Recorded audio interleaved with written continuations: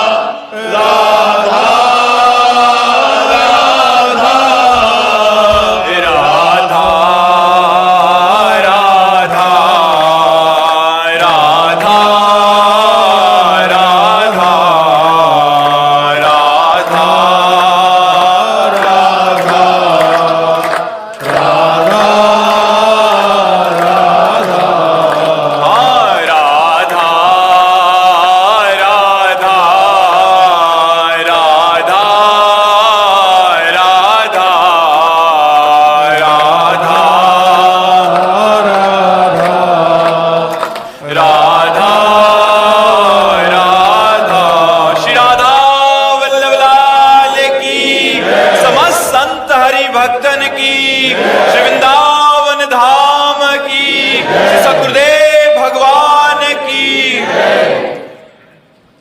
वैभव जी नई दिल्ली से। राधे राधे महाराज जी। महाराज जी, निरंतर प्रयासों के बाद भी जब असफलता मिलती रहे तो स्वयं को मोटिवेट क्या प्रयास करते हो? लौकिक ही प्रयास तो करते हो ना, अपने पूर्व पाप के नष्ट करने का प्रयास तो नहीं करते कि आप कोई अनुष्ठान कर रहे हैं, आप भजन कर रहे हैं, आप परोपकार कर रहे हैं, आप तीर्थयाटन कर रहे हैं पवित्र भाव से, ये तो सब कुछ है नहीं। तो पूर्व में जो पाप कर्म किया है, अब जो आप सफलता के लिए प्रयास करते हैं वो आपको असफल कर देता है, गिरा देता है। तो आपका प्रयास कोई आध्यात्मिक है क्या? तो फिर बिना आध्यात्मिक प्रयास के आप कैसे विजय प्राप्त कर सकते हैं? जो हमने पूर्व में पाप किए हैं, गलतियां की हैं, वो हमको दुख देंगे ना। हम पढ़ लिख करके अच्छा बनना चाहते हो, हमको गिरा देंगे। हमारे पास सर्टिफिकेट लेकिन नौकरी नहीं मिलेगी, व्यापार में पैसा लगाते हैं लेकिन सफलता नहीं मिलती है, तो वो हमको दुख देगा ना पाप कर्म। तो उस पाप कर्म को नष्ट करने के लिए हम क्या प्रयास करते हैं? विचार कीजिए। कोई प्रयास नहीं करते ना, तो उसके लिए प्रयास करो। हम कह रहे हैं कुछ मत करो, राधा राधा राधा राधा राधा नाम जपना शुरू करो। काउंटर लो और गिनती से 50,000 रोज नाम जप करो। फिर हमें बताओ लंबे समय तक, ये नहीं कि अब 4 दिन बाद हमसे प्रश्न करो कि 50,000 नाम जप किया, हमारी नौकरी नहीं लग गई, हमारा काम नहीं बना। लंबे समय तक जप कीजिए, फिर देखिए सफलता मिलती है कि नहीं। कुछ जने बिना प्रयास के भी महाराज जी, क्या उनका पूर्व का प्रारंभ? पूर्व का पुण्य है कि उनका प्रयास कोई ज्यादा प्रशंसनीय नहीं है, पर वो सफलता प्रशंसनीय प्राप्त कर रहे हैं, ये पूर्व का पुण्य है। ऐसा भी देखा जाता है कि वो बिना उसमें योग्यता भी नहीं है। बिल्कुल हाँ, योग्यता भी नहीं, प्रयास भी नहीं, सफलता अधिक है, ये पूर्व का पुण्य उनका काम कर रहा है। योग्यता है, प्रयास भी है, लेकिन सफलता नहीं, ये पूर्व का पाप उसको गिरा रहा है। क्रम होता है, जब पुण्य लगेगा तो आप पाप कर्म करो तो भी उन्नति होती चली जाएगी, और जब पुण्य का संयोग आएगा, जैसे पाप का लगा संयोग, तो अब आप चाहे जितना पुण्य करो, आप चाहे जितना धर्म करो, वो आपको दुखाई देता चला जाएगा। और पुण्य का संयोग है तो आप पाप कर्म करो तो भी आपको सुख मिलता चला जाएगा। लेकिन जब ये पुण्य खत्म होगा और पूर्व का पाप और वर्तमान का पाप मिलेगा तो आपको कष्ट दे देगा। और जब उनका पाप नष्ट हो जाएगा और तो ये पुण्य और वो पुण्य पीछे का जब मिलेगा तो उनकी उन्नति हो जाएगी। ये एक क्रम है ईश्वरीय, जो ईश्वरी भागवती है जो क्रम है वो ये है। तो इसलिए नाम जप करो और अपने पापों को भस्म करके आगे बढ़ो, नाम जप करो। ठीक है। अशोक जी, नीलिमा जी, राधे राधे राधे। राधे राधे। महाराज जी, आपके चरणों में कोटि कोटि प्रणाम। महाराज जी, यूट्यूब में आपको देखकर, आपकी वाणी सुनकर, कीर्तन सुनकर एक अलौकिक अद्भुत आनंद की अनुभूति होती है, और वो खिंचाव यहाँ खींच लाया। महाराज जी, एक प्रश्न में त्रुटि हो तो क्षमा कीजिएगा। महाराज जी, ठाकुर श्री रामकृष्ण परमहंस जी और आपके जीवन और उपदेशों में एक अद्भुत समानता सी दिख रही है। महाराज जी, विशेषता, महाराज जी, रामकृष्ण परमहंस जी ने कहा था कि वो 100 वर्ष के बाद इस पृथ्वी पे कलकत्ता के दक्षिणेश्वर काली मंदिर से उत्तर पश्चिम दिशा में पुनः आएंगे। महाराज जी, कानपुर भी ऐसा ही कलकत्ता से उत्तर पश्चिम। महाराज जी, तो क्या कोई ऐसी? नहीं, हम तो उन महापुरुषों के दास हैं, उनकी चरण रज के प्रताप से। हाँ, बोल जो रहे हैं वो उन्हीं की जूठन बोल रहे हैं, जो बोल रहे हैं वो उन्हीं की जूठन बोल रहे हैं, महापुरुषों की ही बातें बोल रहे हैं। लेकिन वो तो गुरुजन हैं, वो आचार्य जन हैं, वो महापुरुष जन हैं, हम उनके बच्चे हैं, हम उनकी शरण में हैं। कपिल जी, उज्जैन से। श्री हरिवंश महाराज जी। श्री हरिवंश, राधे राधे। महाराज जी, भगवत साक्षात्कार एवं भगवत प्रेम में क्या अंतर है? भगवत प्रेम की भगवत प्रेम से ही भगवत साक्षात्कार होता है। जब तक भगवत प्रेम नहीं होता तब तक भगवत साक्षात्कार नहीं होता। हरि व्यापक सर्वत्र समाना और प्रेम ते प्रगट होए मैं जान। भगवान प्रेम से ही प्रकाशित होते हैं। मिले न रघुपति बिन अनुरागा, किए कोट जप जोग विरागा। अनुरागा का मतलब प्रेम ही होता है, भगवान बिना प्रेम के नहीं मिलते हैं। नहीं, तो इसलिए प्रेम और भगवत साक्षात्कार एक ही बात है। जब प्रेम प्रकट हो जाता है तो भगवान नेत्रों में बस जाते हैं। दर्शन की क्या बात। पिय मूर्ति नयनन बसे, ते रस रहाय समाय। ये लक्षण सुन प्रेम के, और न कछो सुहाय। और न कछो सुहाय, फिरे अपने रस मातो। कुटुम देह ते जाए, छूट सब ही विधि नातो। प्रिया प्रीतम के प्रेम रस में जब चित्त डूबता है तो हमारे नेत्रों में बस जाते हैं। जैसे गोपीजन महान प्रेमी है तो वो कह रहे, जित देखूं तित श्याममयी है। मैं जिधर देखती हूँ उधर श्याम सुंदर दिखाई दे रहे हैं। श्याम सुंदर के सिवा कोई और है ही नहीं। तो प्रेम का स्वरूप यही होता है कि वो भगवान का साक्षात्कार करा देता है, और बिना प्रेम के भगवान का साक्षात्कार नहीं होता। जान लेव सो जान निहारा, राम ही केवल प्रेम प्यारा। अगर प्रेम है तो भगवान की दर्शन भक्ति सब सार्थक हो गया। प्रेम नहीं तो दर्शन भी तो कर रहा है दुर्योधन। दुर्योधन भगवान का दर्शन कर रहा है, क्या उसको प्राप्त हो रहा है? क्यों? क्योंकि प्रेम नहीं। और विदुरानी जी दर्शन किए नहीं, लेकिन प्रेम से परिपूर्ण है तो दशा बदल गई। केले के छिलके पवा रहे हैं और भगवान पा रहे हैं। प्रेम, ये 2.5 आखर प्रेम के पढ़े सुपंडित होए, है नहीं? पोथी पढ़ी पढ़ी जग मुआ, पंडित भया न कोय। 2.5 आखर प्रेम के पढ़े। तो ये है। अदिति जी, बिहार से। श्री हरिवंश। श्री हरिवंश, महाराज जी, क्या संत दर्शन से भाग्य बदल सकता है? नाम जप से भाग्य बदलता है। संत दर्शन से भगवान की तरफ आकर्षण होता है। संत दर्शन से पाप नष्ट होते हैं। संत दरस जिम पातक टरे। लेकिन भाग्य का परिवर्तन नहीं होता। भाग्य का परिवर्तन भजन करने से होगा। अगर भजन नहीं करोगे तो फिर भाग्य परिवर्तन नहीं होने वाला। संत दर्शन भगवत आकर्षण पैदा करता है। संत दर्शन भगवान की तरफ तुम्हारे मन को, तुम्हारे जीवन को, तुम्हारे चरित्र को वो घसीटता है। लेकिन वो घसीटना तभी सार्थक होगा जब भजन करोगे। साधन को हरि भजन है, कै सत्संग सहाय। सत्संग सहायता करता है, लेकिन मुख्य कार्य है भजन करना। यदि भगवान का निरंतर सुमिरन नहीं हो रहा, भजन नहीं हो रहा, तो काम बनने वाला नहीं है। संत के, महापुरुषों के संग में भी रहने वाले गिरे हुए आचरण वाले देखे गए। रुपया पैसा के लिए जहर दे देना, संपत्ति के लिए गला काट देना, ये बड़े बड़े सिद्धों के पास रहते हुए देखे गए। अगर भजन नहीं है तो बात नहीं बनेगी। संत संग का फल है साधन में प्रीति होना। भगवत प्राप्ति के जो साधन है, नाम जप, भगवान की कथा, भगवान की सेवा, भगवत भाव से समाज की सेवा, बड़े पवित्र आचरण, तो ये है संत संग का। अगर भजन नहीं है तो फिर हम नहीं मानते, फिर संत संग ही नहीं हुआ। अगर भजन नहीं है तो संत संग ही नहीं हुआ। संत संग का फल है कि हम भगवान के मार्ग में अग्रसर होने लगे, क्योंकि संतों का प्रभाव आप सरिस चाहे सबकी ना, वो अपने समान सबको बनाना चाहते हैं। तो उनका संग जब हम करेंगे तो भजन में प्रीति हो जाएगी, भजन चलने लगेगा, गंदे आचरणों से वैराग्य हो जाएगा। अगर ऐसा ना हो तो संत संग ही नहीं होगा। एस कृष्णा। राधे राधे। राधे राधे महाराज जी। महाराज जी, जन्म और मृत्यु पूर्व निर्धारित होता है, मृत्यु का समय, स्थान और कारण भी पहले से निश्चित है, लेकिन अगर प्रभु की कृपा से धामवास मिल जाए तो या भाग्य पलट जाएगा, फिर लिखित मिट जाएगा, फिर लिखित मिट जाएगा। अगर धाम निष्ठा ले ले तो फिर विपत्तियां आवे, चाहे अंग अंग काट दिया जाए, हम धाम न छोड़े, ऐसी निष्ठा ले ले। खंड खंड हो जाए तन, अंग अंग सतटूक, वृंदावन ने छाड़ियो, छाड़ी वो है बड़ी चूक। अगर हम ऐसी धाम निष्ठा ले लेते हैं तो हमारा भाग्य परिवर्तन धाम की कृपा से हो जाएगा। धाम सच्चिदानंदमय है, नहीं हमारे भाग्य में नहीं लिखा कि वृंदावन धाम में मृत्यु होगी, चाहे जिस ज्योतिषाचार्य से दिखवा लो। लेकिन भजन और निष्ठा के प्रभाव से जीव का इसी जन्म में कल्याण हो जाता है, परम पद मिल जाता है, भगवत कृपा से उसका भाग्य परिवर्तन हो जाता है। ये सब अलौकिक कार्य उसके हो जाते हैं जो निष्ठावान होता है।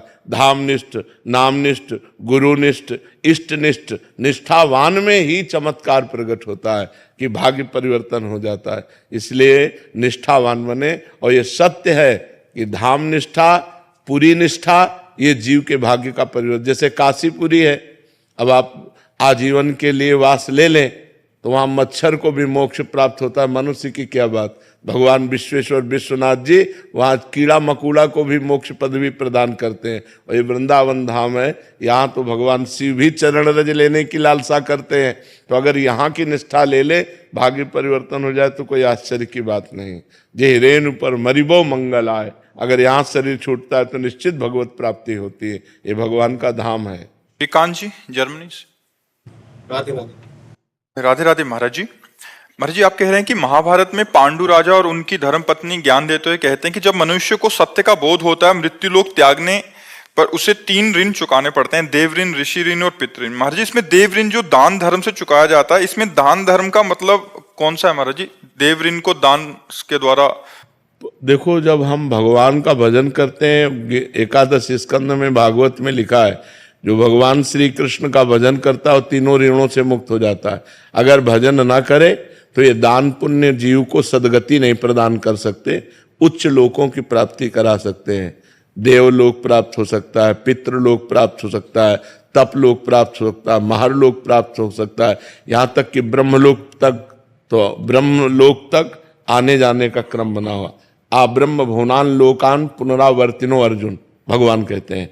और आ ब्रह्म स्तंभ पर्यंतम सर्वम मायामयम जगत, सत्यम सत्यम पुनः सत्यम हरे नामयु केवलम। यदि दान पुण्य के बल से तो लोकों की प्राप्ति हो सकती है, मोक्ष की नहीं, या भगवत प्राप्ति नहीं हो सकती। तो ऋण मुक्त तभी माना जाए जब भगवत प्राप्ति हो जाए। अगर भगवत प्राप्ति नहीं है तो कोई ऋण मुक्त नहीं हुआ। मनुष्य जीवन का जो परम कर्तव्य है वो भगवत प्राप्ति। सो परत्र दुख पावई, सिर धुनि धुनि पछताए, काल ही कर्मय ईश्वर मिथ्या दोष लगाए। जो न तरय भव सागर, असमाज नर पाए, सुअति निंदक मंदमति, आत्महनन गति जाए। वो आत्महरा है, चाहे जो ऋण पूरा कर ले, यदि भगवत प्राप्ति नहीं करता। मनुष्य जन्म भगवत प्राप्ति के लिए मिला हुआ है। तो मातृ ऋण, देव ऋण, पितृ ऋण, ऋषि ऋण, सबसे ऋण हो जाता है जब भगवान की प्राप्ति हो जाती है। शीला जी। राधे राधे। राधे राधे महाराज जी। महाराज जी, आप कह रहे हैं कि सांसारिक सुखों को अक्सर आध्यात्मिक उन्नति के मार्ग में बाधा के रूप में क्यों जाना जाता है? कौन सा सुख? आप हमें व्याख्या करके बताओ कि इसमें सुख है। अच्छे से अच्छा पदार्थ पालो, 6 घंटे में मल बन जाएगा। पाके तुरंत बमन कर दो तो देखने लायक नहीं रहेगा। क्या सुख है? इतनी बड़ी रसेंद्रिय है या बस इतने के लिए सारे पाप हो रहे हैं। और आओ बढ़ के सुख में, 2 ही सुख संसार में सबसे ज्यादा महान है, खाने को अच्छा मिले और भोगने को मिले, रसेंद्रिय और जनेन्द्रिय। शिष्णोदर परायण, शिष्ण जनेन्द्रिय और उदर परायण रसेंद्रिय, ये दो ही सुख है। जितना रुपया पैसा जो भी किया जाता है वही दो ही सुख के लिए किया जाता है, अच्छा खाने को मिले, अच्छा भोगने को मिले। तो पहले आकर तो व्याख्या कर दिया कि अगर आप उसको खा के तुरंत वमन कर दें तो देखने लायक न रहे, और अगर 6 घंटे रुक गया तो मल, दुर्गंध युक्त मल बन जाएगा। तो वो सुख है क्या जो 6 घंटे में अनित्य है, नाशवान है? वो सुख कैसे हो सकता है? वो तो केवल हमारी वासना है। दूसरा काम भोग, जो शिष्णोदर परायण जन है, काम भोग जनेन्द्री का।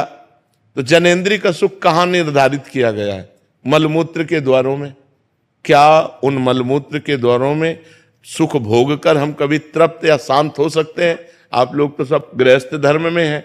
क्या आपको तृप्ति मिली कि अब कछ नाथ न चाहिए मोरे, दीन दयाल अनुग्रह तोरे? जो इन इंद्रियों के भोगों के परायण हो गया वो महापाप कर बैठता है। इंद्रिय सुख ये जादू का तमाशा है। खाओ जैसे जादू की वस्तुएं, तृप्ति नहीं होगी। ऐसे ये माया की वस्तुएं हैं। मां माने नहीं, या माने जो नहीं है पर भास रही है, उसका नाम माया है। तो ये जो इंद्रियों के भोग हैं ये हमारे समय को नष्ट करते हैं, हमारे चिंतन को नष्ट करते हैं, और हमारा जो चिंतन भगवान का होना चाहिए वो भोगों का होता है। जो हमें इस बार चिंतन करके भगवत प्राप्ति करनी थी वो हम भोगों का चिंतन करके भगवत प्राप्ति रहित दुर्गति को चले जाते हैं, इसलिए भोग मना किए गए। धर्मयुक्त भोगों को भगवान ने अपना स्वरूप बताया है, धर्मयुक्त काम को भगवान ने अपना स्वरूप बताया। जैसे आप पति पत्नी हैं और आप धर्म के अनुसार भोग भोगते हैं तो आपको भगवत प्राप्ति हो जाएगी। लेकिन पत्नी दूसरे किसी पुरुष से और पति किसी दूसरी स्त्री से, ये नरक की प्राप्ति का हेतु होगा। धर्म विरुद्ध भोग नरक की प्राप्ति का हेतु है, धर्म युक्त भोग भगवान की प्राप्ति। भोगों को मना नहीं किया गया, भोगों को मना नहीं किया गया। भोगों को धर्मयुक्त भोगो, धर्म की सीमा के अंतर्गत भोगो। अगर जैसे विरक्त 2 मार्ग हैं, प्रवृत्ति मार्ग और निवृत्ति मार्ग। अब प्रवृत्ति मार्ग के लिए भी भोग है, वो अपने शरीर पोषण के लिए भोजन करे, अपने योग साधना के लिए अपनी जो अनुकूलता है उनको धारण करे, लेकिन वो अन्य गृहस्थ धर्मों को न भोगे।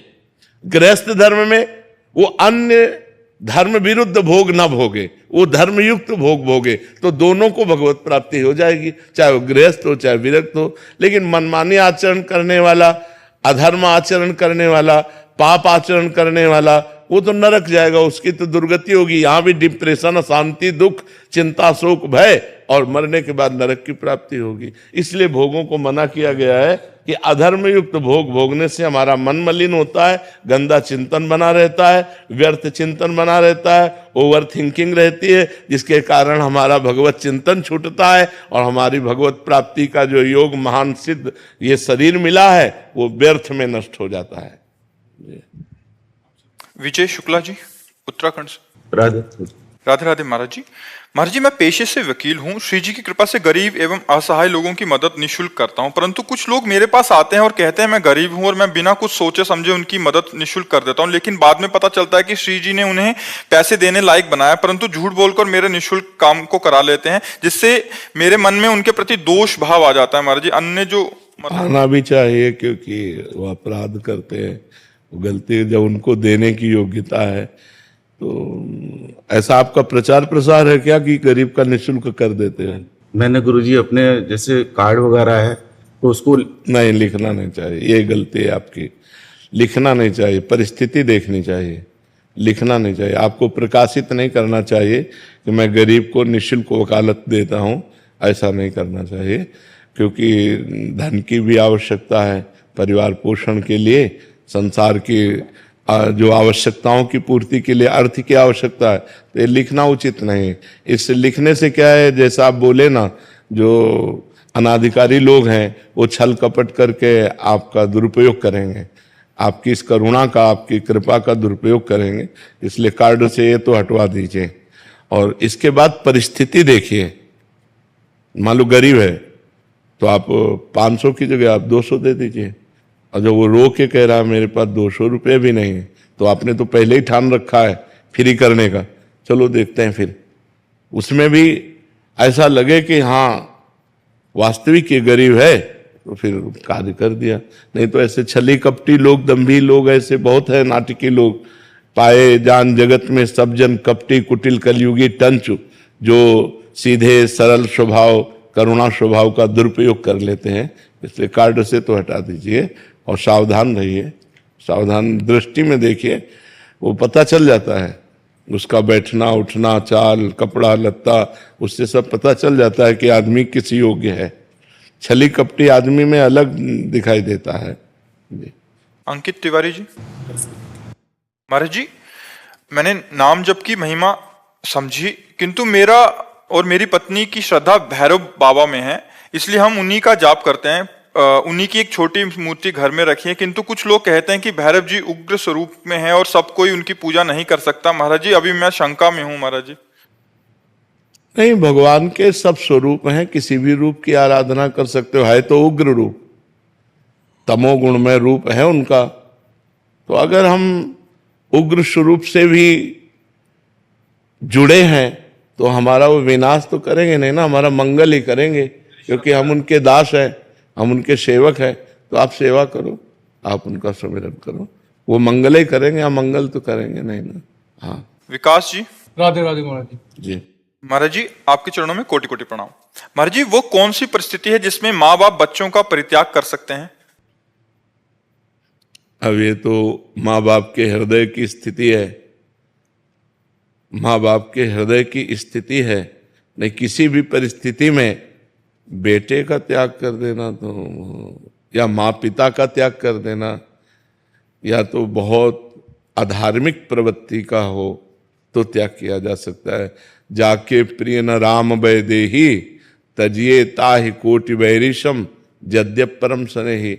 या फिर ऐसी परिस्थिति आ गई जैसे कंस कारागार में देवकी और वसुदेव जी हैं, अब बालक की रक्षा करना अनिवार्य है, तो इसे गोकुल पहुंचा दिया जाए।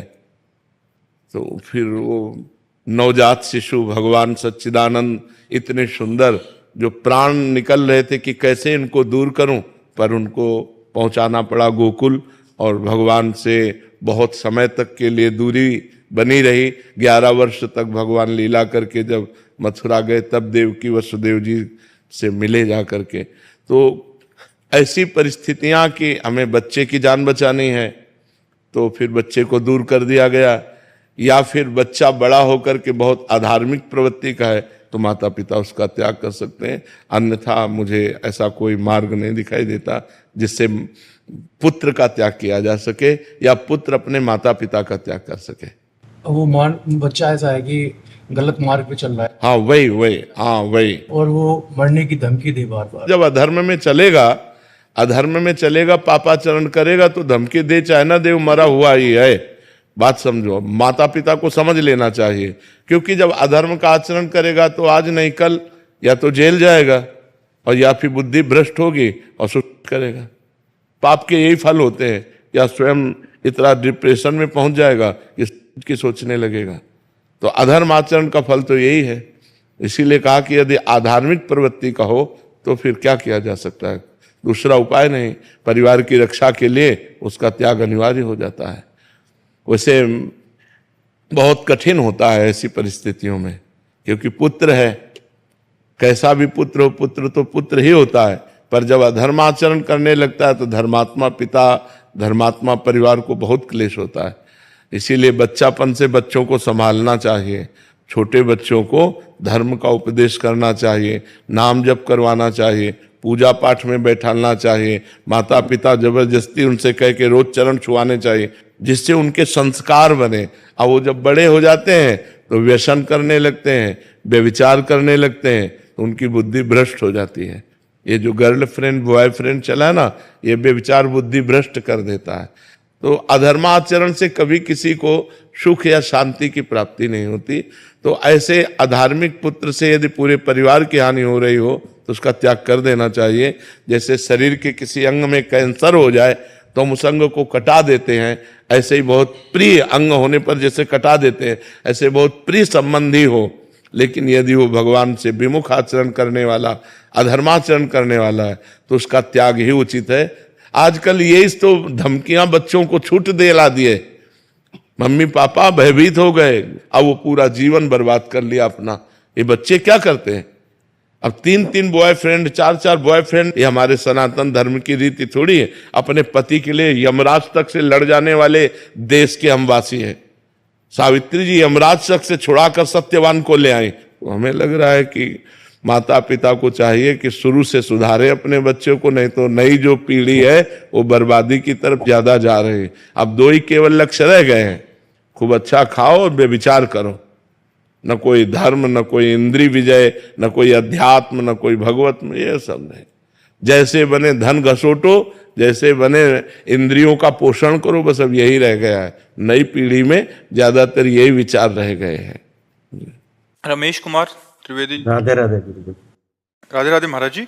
गुरुदेव, सत्संग में आपने कई बार कहा है कि अगर नाम जप करते हुए भगवत मार्ग में इस जन्म में कोई त्रुटि रह गई और भगवत प्राप्ति ना हो पाई तो अगले जन्म में आपको भगवत प्राप्ति के सारे अनुकूल मार्ग मिलेंगे। गुरुदेव, मेरा प्रश्न है कि क्या अगले जन्म में यही इष्ट, यही संप्रदाय या यही भाव, दास्य शक्ति भाव बिल्कुल होगा या कोई नया नहीं, मार्ग नहीं, मिल जाएगा? यही रहेगी। जो उपासना की है वही उपासना अगले जन्म में आपको मिलेगी, वही उपासना मिलेगी।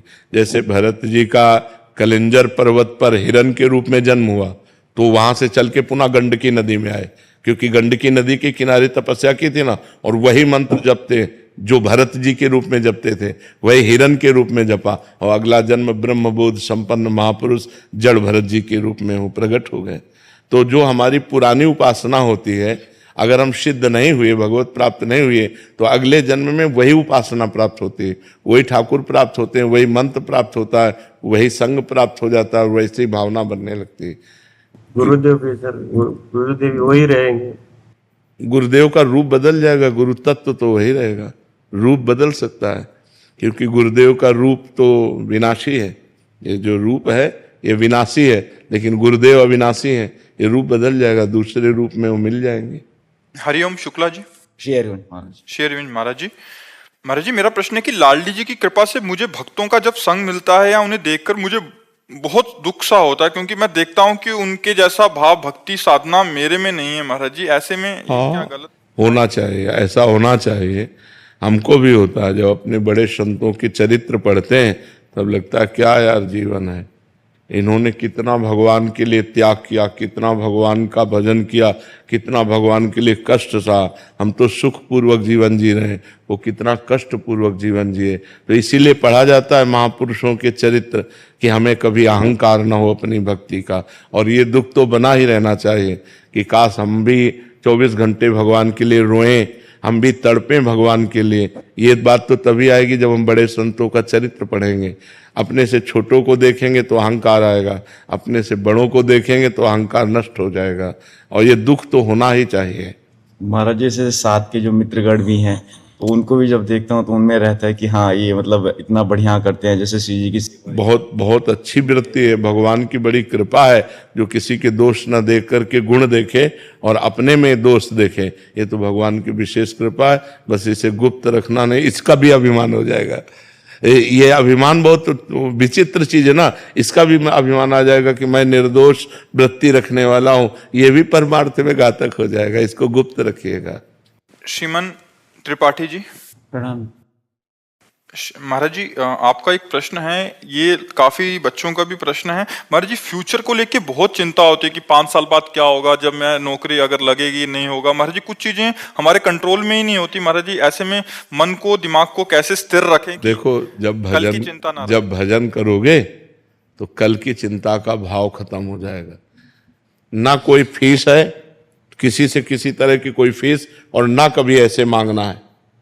जिस हम परमात्मा की शरण में है, वो जब इतने बड़े हमारे परिकर को पोषण कर रहा है, तो तुम्हारा पोषण क्यों नहीं होगा? तुम कल के लिए चिंतित क्यों हो? क्योंकि तुम्हें परमात्मा का आश्रय नहीं स्वीकृत है, तुमने भगवान को अपना मालिक नहीं माना। तो फिर जैसे जहाज ना हो और तैरना ना आता हो, फिर नदी में उसकी हालत क्या होगी, समुद्र में हालत क्या होगी उसकी, वैसी हालत है आप लोगों की। ना तो आपके अंदर ज्ञान है और ना भगवान का भरोसा है, तो ओवर थिंकिंग, भूत भविष्य काल का चिंतन, ये आपको तो परेशान करेगा ही करेगा। हम कहते हैं राधा राधा नाम जप करो और भगवान के आश्रित रहो, जब तक ब्याह न हो तब तक ब्रह्मचर्य से रहो। देखो आपका अंदर से क्या ज्ञान प्रकट होता है, एकदम आनंदित रहोगे बच्चा, एकदम आनंदित रहोगे। हमारी बात मान लो, अगर हम भगवान के सहारे हैं तो हम आपको बार बार कहते हैं किसी भी बात की कमी नहीं है और किसी को चिंता नहीं। इनको इसलिए चिंता नहीं कि महाराज जी बैठे हैं, हमको इसलिए चिंता नहीं कि भगवान है, सब एक दूसरे के आश्रित होकर भगवान का आश्रय ला, किसी को कोई चिंता नहीं। आप चिंतित क्यों हो रहे हैं, अपने लिए परेशान क्यों हो रहे हैं? हम कहते हैं आप ब्रह्मचर्य रह के देखो और नाम जप करो, बड़ी बड़ी विपत्तियों को रौंद के न निकल जाओ। तो हमसे बताओ, ब्रह्मचर्य वो पावर है जो आपकी सोच को पॉजिटिव करता है, लोग समझ नहीं पा रहे। और ब्रह्मचर्यहीनता जहां जैसे जैसे आती जाएगी आपकी सोच निगेटिव होती चली जाएगी। निगेटिव सोच ही मृत्यु है और पॉजिटिव सोच ही जीवन है। अगर हमारा पॉजिटिव चिंतन है तो हम बहुत आनंदित रहेंगे दुख में भी, अगर निगेटिव चिंतन है तो सब सुविधाएं हैं लेकिन हम परेशान रहेंगे। अगर हम आज दहाड़ रहे हैं तो भगवान की शरण में और ब्रह्मचर्य से हैं, उससे हम दहाड़ रहे हैं, भगवान की शरण में और ब्रह्मचर्य। वही तुम्हें सब नौजवानों को कहते हैं, तुम थोड़ा जिसे निकालने में इतना आनंद समझते हो उसको रोक के तो देखो, बहादुर बन जाओगे, माया पर विजय प्राप्त कर लोगे, हर विपत्ति हर संकट को रौंदने की सामर्थ्य आ जाएगी। धर्म से चलो, पवित्र आचरण करो, क्यों भविष्य की चिंता करते हो? वर्तमान को संभालो, वर्तमान सही है तो तुम्हारा भूत भी पवित्र हो जाएगा और भविष्य भी मंगलमय हो जाएगा। वर्तमान गलत हो गया, भूत भविष्य की चिंता में मिनट को खो दिया। अगर इस मिनट में राधा बोलते, कृष्ण बोलते, हरि बोलते और पवित्र चिंतन करते तो तुम्हारा भविष्य भी ठीक हो जाता और तुम्हारा पूर्व जो बीता हुआ है वो भी अच्छा हो जाता। इसलिए नाम जप करो और ब्रह्मचर्य, ब्रह्मचर्य की तरफ कोई देख ही नहीं रहा, कोई नहीं देख रहा, बस जीवन का सुख समझ रहा ब्रह्मचर्य को नष्ट करना। नए नए बच्चे समझ रहे हैं जितना ब्रह्मचर्य को नष्ट कर लो उतने सुख भोग लो, ये तुम्हारे जीवन का नाश है। ब्रह्मचारी रहो, जब परिपक्व ब्रह्मचर्य हो जाए 20-22 के बाद, जब ब्याह हो, फिर गृहस्थी में संयोग करो, कुछ नहीं बिगड़ सकता। ब्रह्मचर्य नष्ट कर 12-12 वर्ष के बच्चे जैसे ब्रह्मचर्य नष्ट कर रहे हैं, अब ये 22-24 तक पहुंचते पहुंचते ये सब फ्यूज हो जाएंगे, इनके अंदर सामर्थ्य ही नहीं रहेगी कि वो गृहस्थी के लायक रहे। हमारी बात को लिख ले, कागज में लिख ले, चाहे दिमाग में लिख ले। अगर धर्म से चलोगे तो तुम कम से कम संसारिकता का भी तो निर्वाह कर पाओगे, नहीं तो संसारिकता का निर्वाह नहीं कर पाओ। अरे नए बच्चे तो ऐसे टमाटर जैसे रखे होने चाहिए गाल और चेहरा। ब्रह्मचर्य का मतलब क्या होता? अब ब्रह्मचर्य नहीं तो बूझे बूझे से रखे हैं, अब वो नूडल खाएं, वो हाँ हाँ 1 लीटर 1.5 लीटर मठा पी के 4 मोटी रोटी खाकर दंड बैठक मार के किसान आदमी जो है मेहनत, अब ये मोमोज फोमोज खा कर अब भोजन सही नहीं है, आचरण सही नहीं है तो विचार कहां से पवित्र और सही आ जाएंगे? ये कभी आनंदित होते हो? एकांत में चिंतन करके कभी आनंदित होते? कभी नहीं। एकांत में चिंतन करके और डिप्रेशन में पहुंचोगे। क्यों? भगवान का चिंतन नहीं। जब हम एकांत में होते, अपने प्रभु से होते, तो हृदय में आनंद की उफान आती है, आनंद की उफान। अब जब आप एकांत होते हैं तो आप गहरी चिंतन करते हैं भूत भविष्य का, गहरा चिंतन करते हैं धन का, गहरा चिंतन करते हैं क्या होगा, तो आप परेशान हो जाते हैं। अगर वर्तमान में भगवान का चिंतन, तो जैसे पूरी सृष्टि भगवान चला रहे हैं ऐसे आपको चलाएंगे। आप देखो तो भगवान के भरोसे तो होके देखो, कितना आनंद है, कितना मंगल है। खूब नाम जप करो, चरित्र पवित्र रखो, फिर आनंद हो जाएगा। अभिषेक यादव जी। राधे राधे। राधे राधे महाराज जी। महाराज जी, नशा समाज के पतन का मुख्य कारण बनता जा रहा है। अक्सर जो दुराचारों की घटना बहन बेटियों के साथ होती है उसमें नशा एक मुख्य कारण होता है। नशे की हालत में इंसान का डर सा खत्म हो जाता है, उसे सही गलत का होश नहीं रहता, तो महाराज जी वो ऐसे काम करने लग जाता है। महाराज जी, मेरा निवेदन था कि नशा रोकने के लिए मार्गदर्शन दें ताकि ऐसी घटनाओं पर रोक लग सके। देखो, हमारा उपाय सब रोकने के लिए है, बेविचार रोकने के लिए, नशा रोकने के लिए, अधर्म रोकने के लिए, पाप रोकने के लिए, डिप्रेशन रोकने के लिए, चिंता रोकने के लिए, सबका उपाय एक ही है, अध्यात्म। जब तक आप अध्यात्म से नहीं चलोगे तब तक आपका सुधार नहीं होगा। अध्यात्म से एक भय पैदा हो जाता है, मैं ये पाप कर्म नहीं करूंगा, अरे ये निंदनीय। आज हजारों या हम लाखों कह सकते हैं, लाखों हमारे नौजवान भाई नशा छोड़ दिए, शराब छोड़ दिए, मांस छोड़ दिए, गंदी बातें छोड़ दी, यहीं आके बताते हैं कि हमको 1 वर्ष हो गया छोड़े, हमें 6 महीना हो गया, हमें साल भर हो। तो अध्यात्म ही तो छुड़वा रहा है। जैसे जैसे वो अध्यात्म सुन रहे हैं, अध्यात्म को धारण कर रहे हैं, वैसे वैसे गंदे आचरण त्यागते जा रहे हैं। अभी अगर नौजवान भाई थोड़ा अध्यात्म की तरफ झुके तो इनका सुधार हो। अब अध्यात्म से मतलब नहीं, केवल अब नौजवानी है और धर्म को कभी जाना नहीं, शास्त्र पढ़ा नहीं, संत संग किया नहीं, तो बस मनमानी आचरण चल रहा है, मनमानी आचरण चल रहा है। जो जितना गंदा जीवन जी सके वही उतना अपने को श्रेष्ठ मान रहा है। क्लब जाना, शराब पीना, ड्रग्स, तो इससे बहुत बड़ी हानि हो रही है, हमारे समाज की बहुत बड़ी हानि हो रही है। अब एक गृहस्थी में जो नया लड़का ब्याह करना चाहता है वो बहुत डर गया है। पति पत्नी में विश्वास चला गया।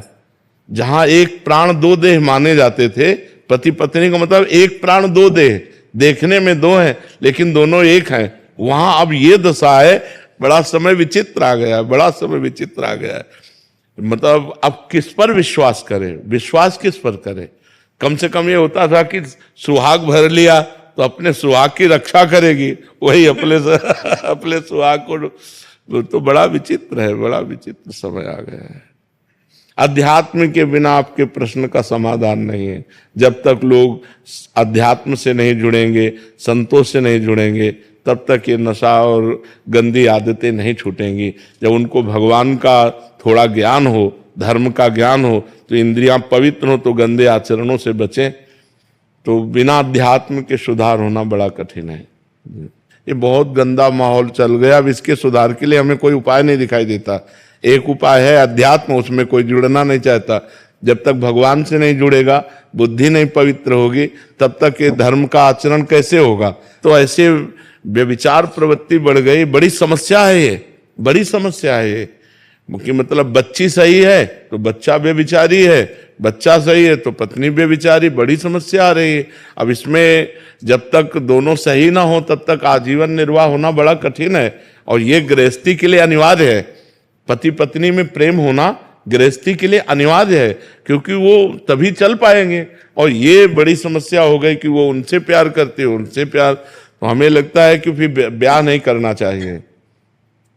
अगर तुमको जिससे प्रेम है उसी से रहो, कम से कम हत्या तो मत करो किसी की।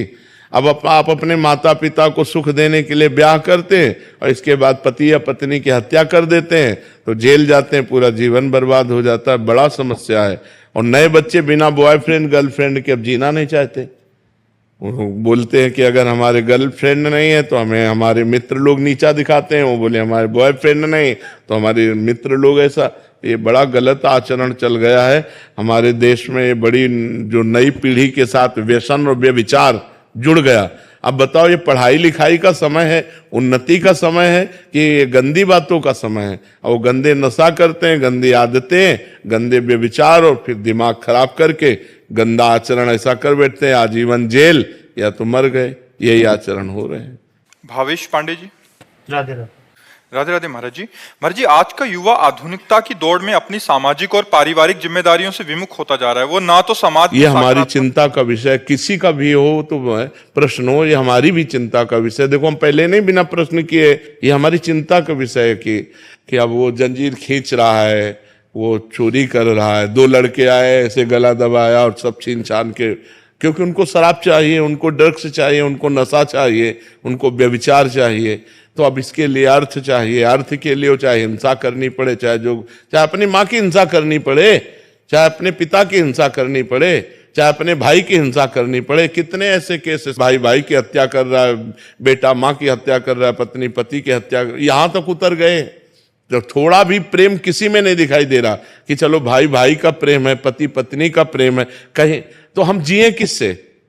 कम से कम गृहस्थी में है तो एक परिवार है, उसमें आपस में प्रेम है।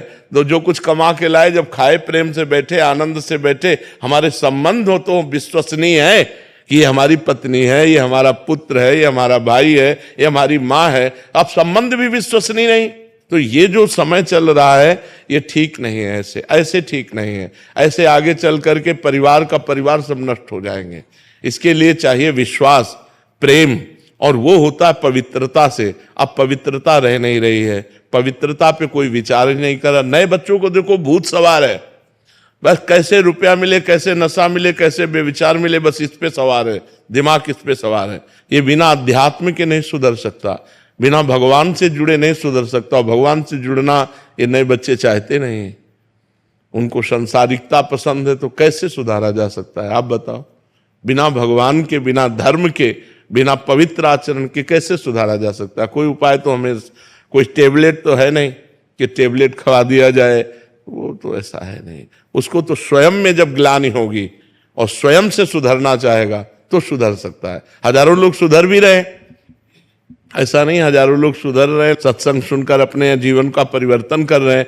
अध्यात्म से ही सुधारा जा सकता है, अन्य कोई उपाय नहीं। नशा, व्यभिचार, ये दो बहुत बढ़ रहे हैं, बहुत बढ़ रहे हैं। छोटे छोटे बच्चे नशा कर रहे हैं, छोटे छोटे बच्चे 12 वर्ष का एक लड़का आया था जो हस्त मैथुन का शिकार और गर्लफ्रेंड, 12 वर्ष का बच्चा। ये बेटा तो हम पूछा कितनी आयु हो, बोले 12 वर्ष। 12 वर्ष, 12 वर्ष में तो मतलब अभी बिल्कुल नवीन बच्चा है, ये बातें आनी ही नहीं चाहिए। मतलब 18, 20, 22 वर्ष में ऐसे उमंगे तरंगे आना, तब तो लगता है कि अवस्था हो गई, इसीलिए ब्याह कर दिया जाता था। और अब 12 वर्ष, 13 वर्ष का बच्चा पूरा प्रवीण है, गृहस्थाश्रम की हर बात जानता, क्योंकि मोबाइल उसके पास है। अब जब व्यसन में उतरेगा, व्यभिचार में उतरेगा, तो उसका जीवन क्या रह जाएगा? तो नए नए बच्चों का जीवन सब मजाक होता चला जा रहा है, माया नष्ट करती चली जा रही है। अगर अध्यात्म से जुड़े, भगवान से जुड़े, तो परिवर्तन हो सकता है, दूसरा कोई उपाय नहीं। उन साथी होते हैं जब मैच खेल रहे होते हैं। अच्छा अच्छा, छोटा सवाल था बहुत। सफलता खत्म कहाँ होती है? ऊपर भी पहुंच गए, फिर और भी आगे सफल नहीं, भगवान की प्राप्ति, द एंड, भगवान की प्राप्ति। बाबा, भक्ति में और पूजा में जो क्या अंतर है बाबा? कोई एक ही बात है, जब हम भगवत भाव से पूजा करते हैं तो वही भक्ति हो जाती है, और जब हम सांसारिक कामनाओं के लिए पूजा करते हैं तो अर्थार्थी भक्त हो जाता है।